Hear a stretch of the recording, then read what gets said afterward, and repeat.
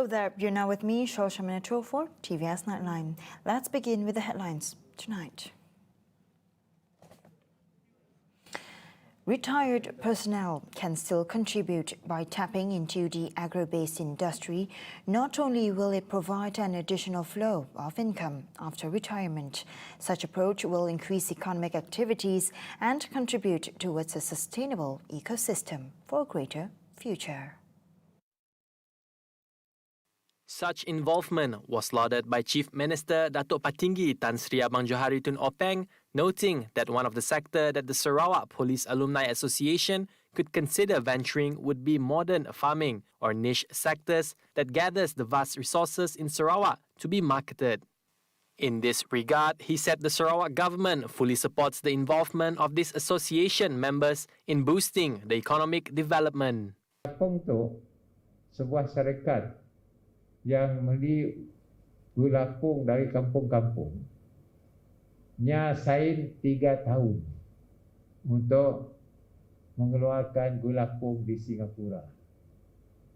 Fikir je kita gulapung air nila dan gulapung tu banyak di kawasan-kawasan pesisiran kita daripada Mukah hingga ke Seribas. Masuk juga kita di Kuching. Jadi maknanya inilah kegiatan yang boleh kita buat kerana harga gulapung di Singapura mahal. He said the government fully supported the involvement of the security forces alumni associations in various community and economic development activities in the state. Abang Johari, when launching the Sarawak Police Alumni Association website and logo at the State Police Contingent Headquarters here today, also advised the association's leadership to manage it well so that it will expand and be able to help the association members economically and socially. Citing an example, he said the top leadership of the association can study the potential of the existing agriculture sector that can be developed, such as vertical farming and agropark, which was increasingly being used to generate income. On the other hand, the Internet of Things, or IoT, is vital towards development. Therefore, connectivity is crucial towards a nation's efficiency and effectiveness, addressing the issue of the urban and rural gap towards a greater economic growth. Parti Pusaka Bumiputera Bersatu PBB Deputy Youth Chief Fazruddin Abdul Rahman said that internet access in Sarawak has now reached 65% and the state government would continue digital development to ensure the Sarawakians could enjoy stable internet connectivity. On Wednesday, GPS Chairman and Chief Minister Datuk Patinggi Tan Sri Abang Johari Tun Openg launched the coalition's manifesto for the Sarawak 12th state election. Among the contents of the manifesto is to expand telecommunications coverage and digital facilities, as well as to drive Sarawak's economic development through the digital economy agenda. Fazruddin, who is also the coalition candidate for the Tupong seat, said that GPS would continue its internet connectivity initiative after winning the state election. The Information Department will open all 33 of its offices in Sarawak to media personnel covering the 12th state election. Sarawak Japan Director Suwadi Guliling said that all media personnel utilize the offices for internet purposes, as well as to get information that would help them with their coverage during the election on December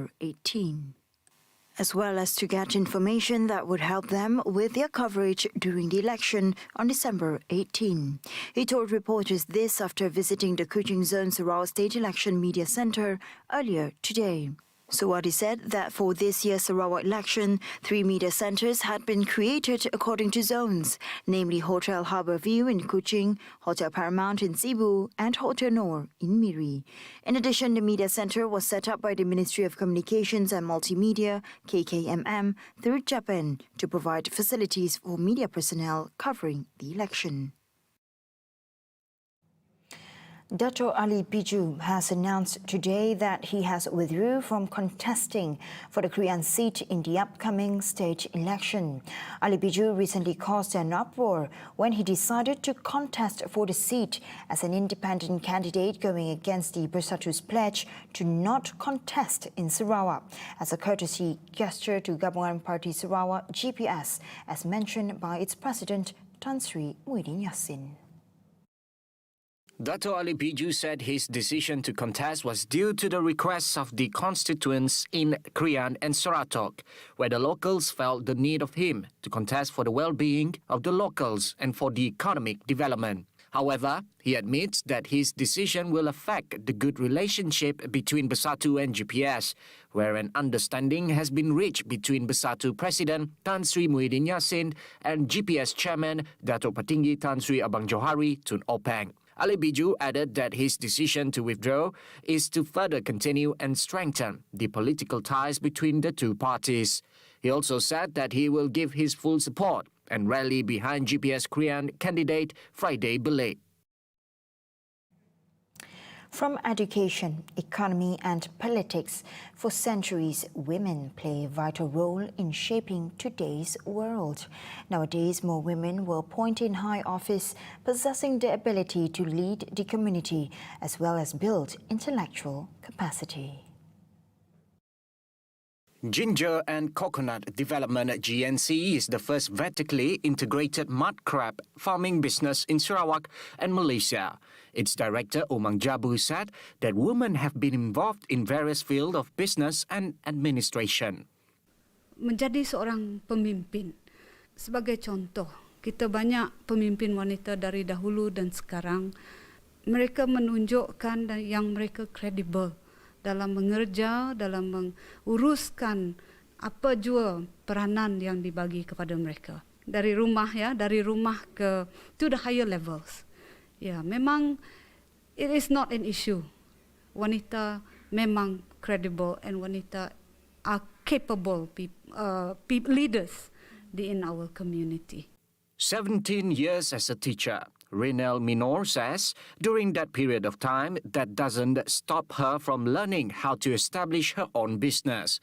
She is now a managing director of Untang Jaya, a development company that responsible with the Baleh Dam design works, construction of the dam, intake structure, spillways and penstocks.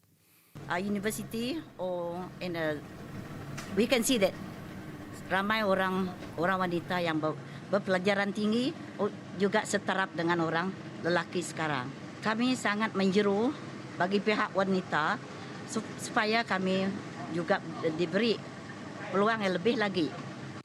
Semariang candidate Dato' Hajah Sharifah Hasidah says women have been proven the ability to lead the community as well as in building intellectual capacity. Dari dulu lagi terbukti ya. Dan untuk bersaing dengan lelaki, saya rasa memang kita boleh. Sebab sekarang ini kepimpinan memerlukan intellectual capacity yang bagus. Di wanita pun boleh. Kalau kita lihat di universiti sekarang ini, 60% daripada pelajar-pelajar di Universiti Pengajian Tinggi adalah wanita. Ya, maksudnya mereka berkebolehan dari sudut capacity intellectual. Yesterday, GPS Chairman Dato' Petinggi Tan Sri Abang Johari Tun Openg announced their 34-point manifesto. One of the manifestos said to continue is to empower women involvement in Sarawak development, adding that GPS is committed and promises to continue the efforts to uphold the rights of women to venture into various fields in the socio-economic. Other than that, to improve the laws affecting women and children to enable women and children to receive protection and ensure their safety and security.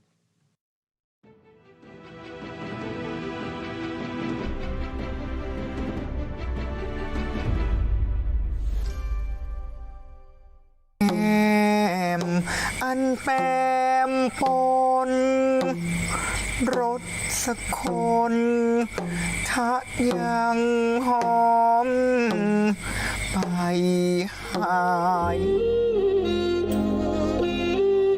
Raja Narai dalam keadaan nazar. Adakah Surah Sakun akan menggunakan kesempatan ini untuk memusnahkan Lavo?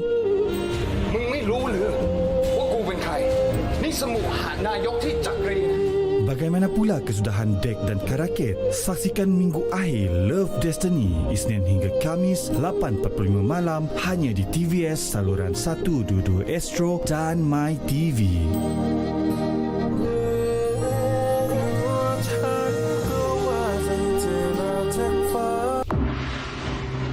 Dalam episod akan datang, Empresses in the Palace. 翠果儿，打烂他的嘴！打！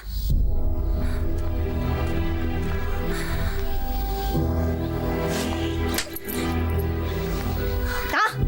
若是担心，常来常往就好。可不是嘛，婉嫔抱病那会儿，正是妹妹得宠，哪里有时间和旧日的姐妹相聚呀？皇上从来不是性子暴躁的人啊。是啊。放肆！ Jangan lupa. 混账！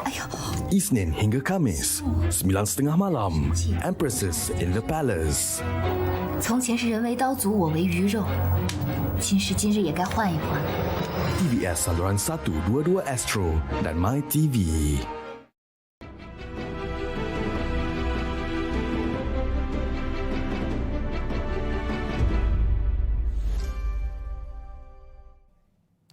Welcome back to the Nightline.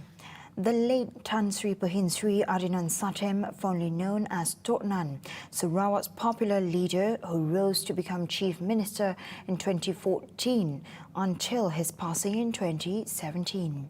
Since taking up the mantle as Chief Minister, Tok Nan showed great understanding of the people's need and was a leader well loved by everyone. Tok Nan was the Tanjung Datu Assemblyman, and now his son Azizul Anwar Adinan is set to contest for the first time in the state poll to prove he is his own man. Pledging to continue develop the infrastructure such as improving the basic amenities, including clean water and electricity supply. Similar like his father, Azizul foresee development should be provided equally regardless of their race and background.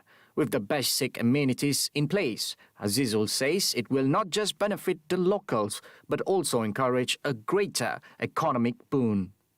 Semenjak saya dari kecil lagi, memang sudah dinasihati dan melihat contoh saya sendiri dari ayah saya bahawa kita ini haruslah apa yang dikatakan bahasa Inggeris color blind, di mana kita memberi ataupun memberi pembangunan tanpa melihat warna kulit, tanpa melihat agama, tanpa melihat budaya.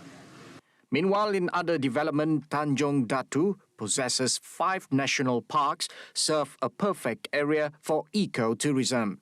The parks, namely Gading National Park, Tanjung Datu National Park, Talang Satang National Park, Samunsam Wildlife Sanctuary, and Kuba National Park. Jika kita melihat kawasan geografi di Tanjung Datuk, dari Taman Negara Matang dan Kubah sehinggalah ke Taman Negara Tanjung Datuk, tempat-tempat ini adalah semua berlandaskan konsep eco-tourism, termasuk juga pantai-pantai yang ada di kawasan N3 Tanjung Datuk. Jadi inilah merupakan antara fokus utama saya untuk dibangunkan di kawasan N3 Tanjung Datuk. Tok Nan defended Tanjung Datu seat under the Barisan Nasional banner for 3 consecutive terms. Tok Nan died in 2017 from heart complications. Azizul will be going up against 3 others in the December 18 polls, namely Jeriin Fauzi of PSB, Goem Pijar from PBK, and independent Abdul Talib. Continuous development is a personal manifesto for GPS new candidate for N21 TEBEDU seat, Dr. Simon Sinangbada. He said the developments that have been enjoyed by local residents over the past 25 years under the leadership of former incumbent Dato' Amar Michael Manin will continue to be fought for. Saya berjanji dan bertekad kepada semua bakal-bakal ataupun pengundi-pengundi di seluruh kawasan Dewan Undangan Negeri N21 TEBEDU supaya terus memberi sokongan yang padu kepada diri saya, kepada calon GPS, kepada parti GPS untuk kesinambungan. He explained that TEBEDU has basic infrastructures such as sealed roads, water and electricity supply in place, which meets the need of the people and provide comfort. Thus, he called upon the voters in TEBEDU to give their support to GPS in the upcoming polls. Dan kita berharap pada 18 hari bulan nanti kita akan berjaya menang dan menang bergaya untuk kebaikan, untuk kemajuan semua penduduk-penduduk di kawasan DUN N21 TEBEDU. He said this during a meet and greet session with religious heads in the constituency at Kampung Pichin today. Also in attendance was former TEBEDU incumbent Dato' Amar Michael Manyin Jawong. On Wednesday, GPS chairman Dato' Pendigi Tan Sri Abang Johari Tunopeng has listed down the coalition's manifesto, which include Rural Economic Transformation Program. Gabungan Party Sarawak GPS candidate for the BATU KAWAH seat, incumbent Dato' Sri Dr. Sim Kui Hian, has launched a manifesto themed Stability, Prosperity and Glory with a vision of BATU KAWAH Maju. Among its main focus are safeguarding homes, education and life values, elevating quality of life and infrastructure, uplifting livelihood and digital economy, as well as the rise of BATU KAWAH 2.0. Aimed at improving the quality of life for the BATU KAWAH constituency. Dr. Sim said he also intends to build more affordable housing in BATU KAWAH for B40 and M40 households with better security monitoring system using drone technology. And to help people to own home, I am very, very grateful for the support of CN to allow me to start the 10,000 ringgit housing deposit schemes from the 1st of January. We are the phase 2 and phase 3. We are looking for partners that place have potential to do it further in terms of water steam sports, in terms of tourism developments, in terms of hotels and so on. And we always admire hotel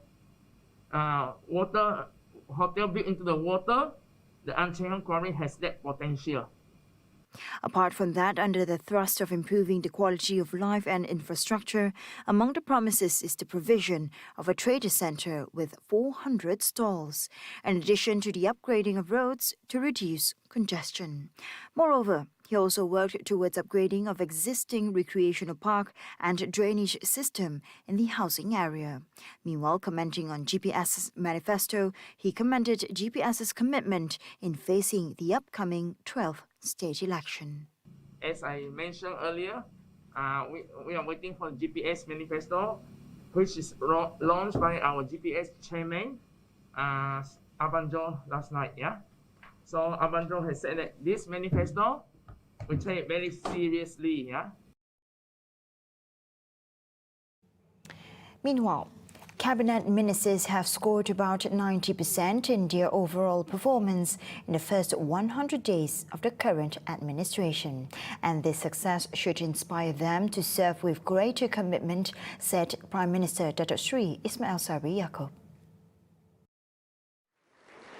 Walau bagaimanapun, setengah prestasi tidak boleh dinilai daripada kaji selidik semata-mata. Maka peratusan yang dicapai ini bukan alasan untuk kita mendabik dada, sebaliknya ia menyuntik kesungguhan dan iltizam untuk kami terus bekerja bersama rakyat.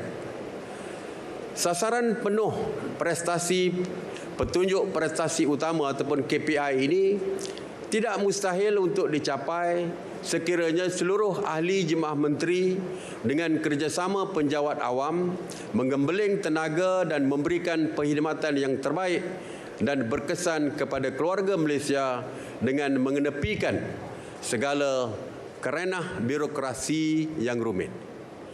Bak kata orang Iban, entik berkempung, kitai sepanjung. Entik pamar, kitai dekat ngepar. Ismail Sabri also added that 140 targets had been set for implementation throughout the 100-day period, involving 31 ministers from 5 clusters, namely the Senior Minister, Economy, Social, Security and Infrastructure clusters.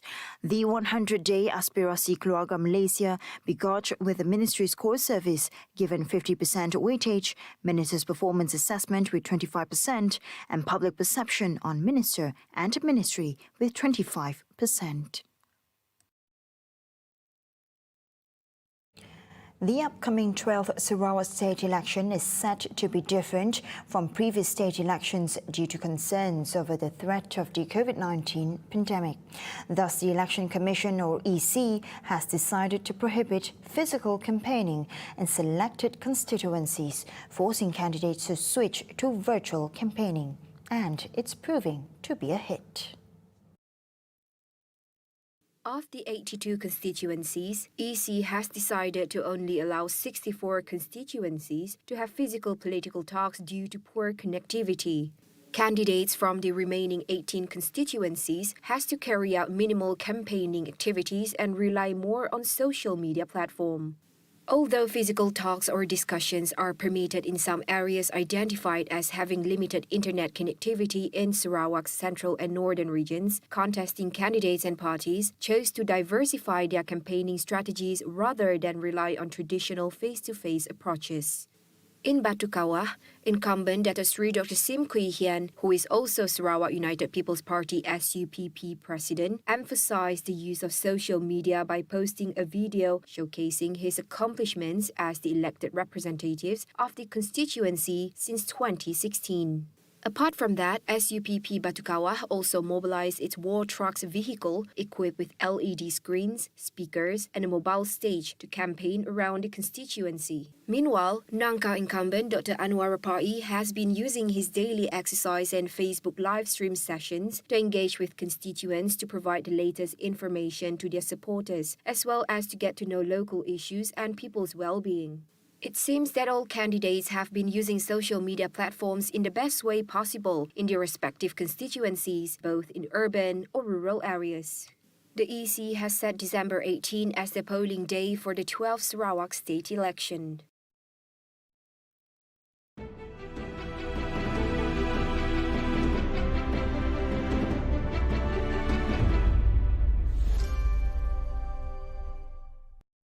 Anda mengalami kesulitan mendapatkan maklumat mengenai perkhidmatan awam? MyGCC sedia membantu. MyGCC merupakan gerbang komunikasi bersepadu untuk menyalurkan perkhidmatan kerajaan menggunakan satu nombor perhubungan tunggal iaitu 03-8000-8000. Komunikasi antara rakyat dengan kerajaan boleh dilakukan melalui pelbagai saluran komunikasi iaitu telefon, SMS, email, media sosial dan chatbot CT@MyGCC. Komunikasi dengan setiap kementerian dan agensi persekutuan boleh dibuat melalui MyGCC. MyGCC membolehkan rakyat membuat pertanyaan, cadangan atau aduan 24 jam, 7 hari seminggu dan 365 hari setahun. MyGCC memudahkan cara komunikasi antara rakyat dengan kerajaan melalui penyaluran maklumat yang sahih, pantas dan terkini. MyGCC, satu nombor perhubungan untuk semua. Atuklah cincin yang melindung atuk lama-lama tu. Kemudian adik. Okey. Sorry. Hutang dan judi tu lah. Alex yang telah kehilangan segala-galanya tekad untuk pulang ke kampung. Perjalanan Alex turut ditemani oleh roh atuknya. Apakah nasib yang bakal menimpa dirinya itu? Saksikan Atuk dan Alex Jumaat ini 12.45 tengah hari hanya di TVS saluran 122 Astro dan My TV. Dapatkan info-info sahih dan terkini mengenai pilihan raya negeri ke-12 Sarawak.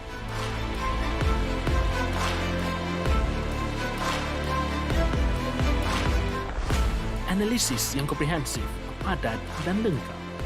Hanya di www.sarawakdecides.tvstvmy dan juga boleh ditonton di saluran 122 Astro dan My TV.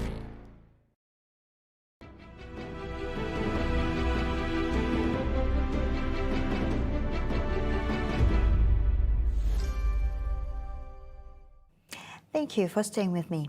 And now on to our world affairs. Chinese astronauts taught students across China's science from the core module of the Tianhe space station.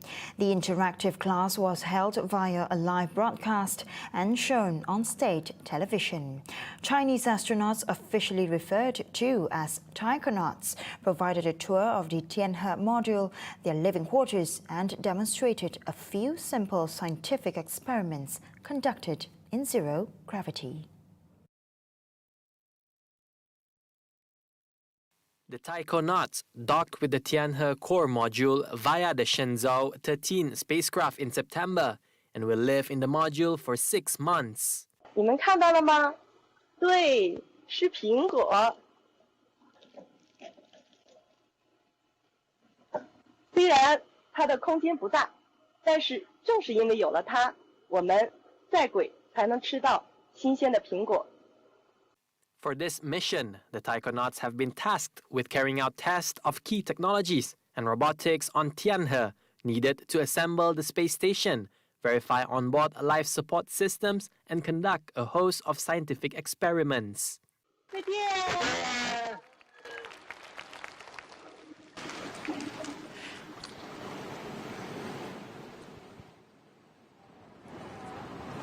China began construction of what will be its first permanent space station in April with the launch of Tianhe, the first and largest of the station's 3 modules. China, barred by US law from working with NASA and by extension on the International Space Station ISS, has spent the past decade developing technologies to build its own station. With the ISS set to retire in a few years, China's space station will become the only one in Earth's orbit.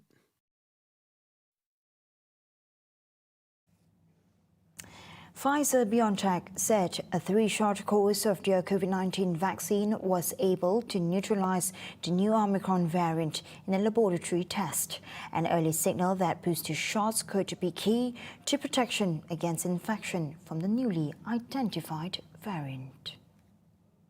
The German and US companies said 2 doses of their vaccine resulted in significantly lower neutralizing antibodies but could still be protective against severe disease. The companies also said they could deliver an upgraded vaccine targeted specifically at the Omicron variant in March 2022 if one is needed. BioNTech and Pfizer are the first manufacturers of a COVID-19 vaccine to issue an official update on the efficacy of their shot against Omicron. And that concludes TVS Nightline for tonight. And as always, thank you for tuning in to your local news tonight. Here with me, Shoshameto, and I'll see you next time. Have a good morning.